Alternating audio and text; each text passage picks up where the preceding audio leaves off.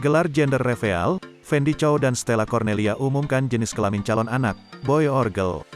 Fendi Chow dan Stella Cornelia baru saja gelar acara gender reveal. Keduanya bahagia setelah tahu jenis kelamin sang calon buah hati. 5 tahun bukanlah waktu yang sebentar bagi pasangan Fendi Chow dan Stella Cornelia dalam menanti momongan. Namun begitu, kesabaran mereka kini telah berbuah manis. Sebentar lagi, buah hati pertama mereka kan segera lahir ke dunia. Saat ini, usia kandungan Stella sudah memasuki 7 bulan.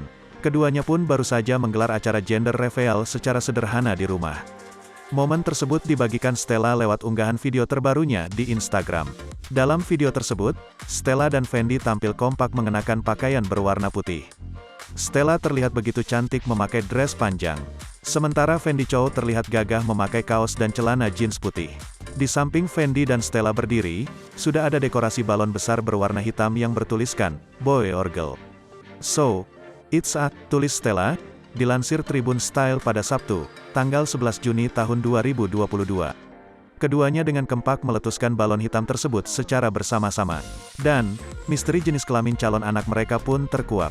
Di dalam balon hitam itu, ternyata berisikan balon-balon kecil berwarna biru, yang artinya calon buah hati mereka berjenis kelamin laki-laki.